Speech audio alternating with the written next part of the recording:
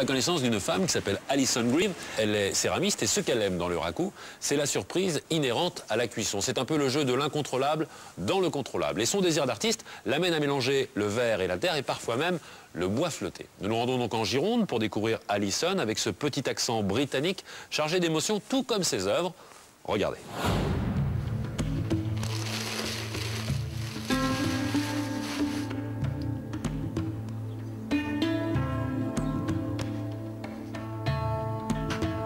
Moi, j'aime modeler à la main, d'abord parce que avec des techniques très simples, on peut, je crois, faire toutes les formes qu'on veut. Il n'y a pas de limite dans les formes, je trouve, avec les techniques très simples de modelage.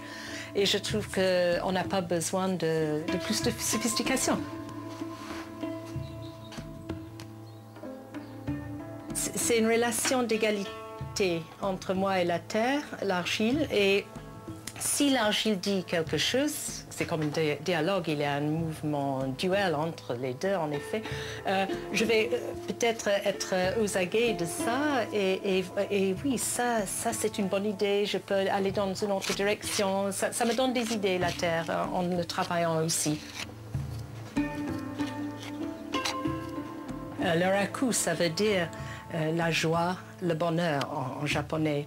Et donc ça c'est fondamental pour moi. Créer, c'est un plaisir intense. Et c'est le plus, peut-être la première raison que je crée, parce que c'est tellement magnifique, excitant, c'est un exutoire aussi créé.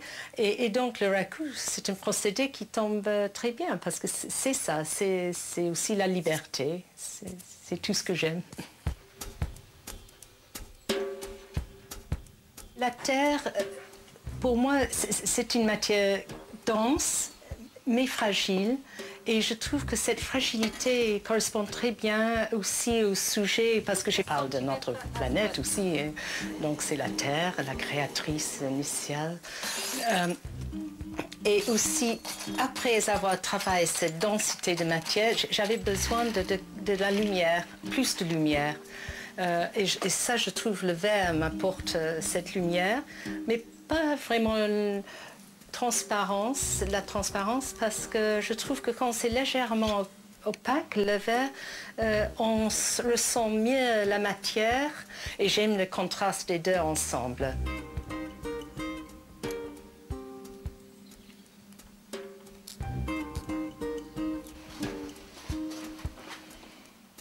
On fait la pièce, on fait une première cuisson, on l'émaille et puis on le donne au feu pour le raku. Et cette cuisson casse toutes les règles. On monte à 1000 degrés en très peu de temps, une demi-heure à peu près, au lieu de 8 ou 9 heures. Donc déjà, ça c'est assez risqué pour la terre. Donc il y a forcément des chocs thermiques que la terre va subir. Mais pas seulement ça, on sort l'objet incandescent et on va le plonger dans de matière combustible. Et après, c'est l'enfumage qu'on peut un peu contrôler, cet enfumage, mais absolument pas tout à fait. Il peut y avoir des fissures dans la pièce, des choses comme ça. Donc c'est un procédé de l'incontrôlable dans le contrôlable, je trouve. Mais ça me convient parce que je trouve, même dans ma façon de vivre, de jardiner, par exemple, je ne veux pas dominer la nature. Je le vois plutôt comme un ami et un partenariat.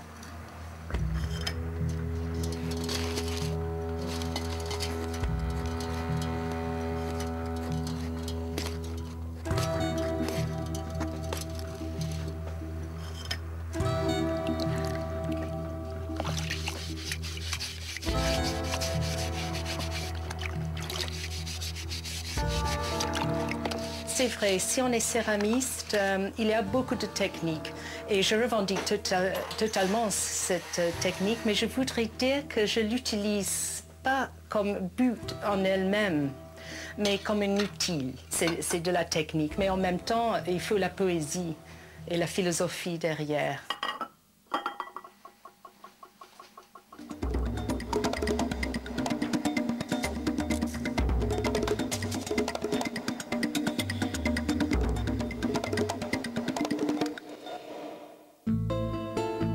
Je crois que j'ai beaucoup de la chance de vivre ici dans la nature et je veux passer cette sérénité, une calme dans les pièces. Il y a cette idée de sérénité, de paix derrière. Ça autorise nombreuses expériences poétiques, philosophiques, ludiques et catastrophiques. Et voilà, donc pour moi, ça résume bien l'expérience du raku.